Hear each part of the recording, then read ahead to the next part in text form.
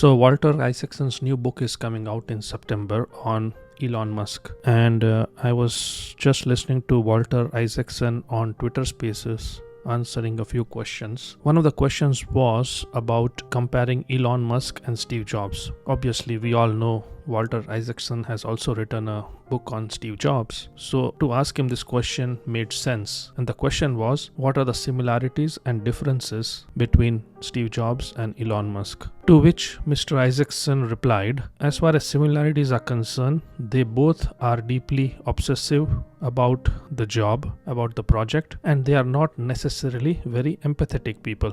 At times, they have been known to be tough on their employees. Mr. Isaacson asked Steve Jobs about why is he so tough on people, and the answer was that being empathetic is a luxury that people who run multi-billion-dollar companies cannot afford. For example, if you're a writer, if you are a regular guy, it is very easy to be empathetic. But if you are running a multi-billion-dollar company, you might be hurting thousands of other employees just by being nice to one person. Empathy is a nice quality to have, but it doesn't work well with running a very big company. Mr. Musk's reply was also similar. I started thinking about this when I heard it, and the more I think, the more I realize that it makes sense. The reason is, if one person doesn't do his job, there are thousands of people who are dependent on that job getting done. And if you are just being nice to that one person, then you are blocking all these thousands of people. So it is better to be honest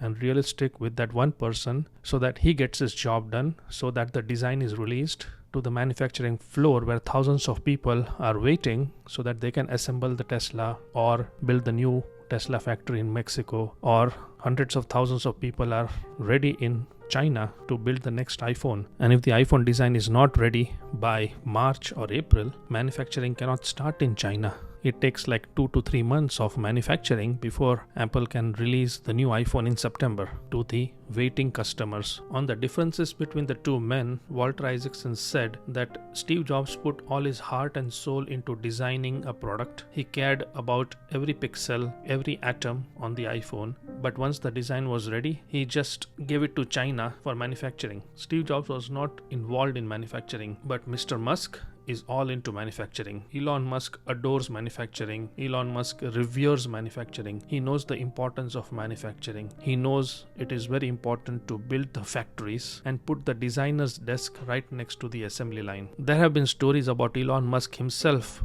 sleeping on the assembly line, sleeping in the conference room, spending time on the shop floor. It makes a world of difference if the designer is next to the manufacturing plant. You design a wiring harness in the CAD software, the manufacturer manufactures it, it comes to the assembly floor, the designer gets to see how it is fitted in the car. If it doesn't fit right, he can change the design, release the CAD design to the supplier. Supplier can again make the modified wiring harness and they can try it again. It shortens the loop, and this is the reason why Tesla has been so successful in designing and manufacturing electric cars at scale.